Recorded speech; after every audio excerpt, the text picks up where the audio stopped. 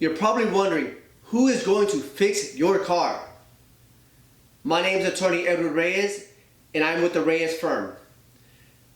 There's two options here. One, the first option is your insurance.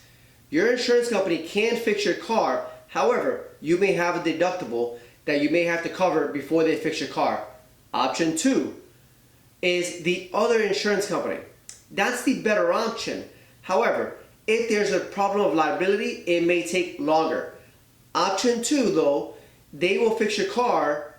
They'll send it to a shop. You don't have to use their shop, but you have to get an adjustment or an adjuster to come out and look for your car. With that being said, you don't have to pay the deductible. If there's an issue of liability, your insurance company can fix the car and seek reimbursement from the other car, and you'll get your deductible money back. So to answer your question, who's going to fix your car? Well, it depends on what's better for you. I would go with option two.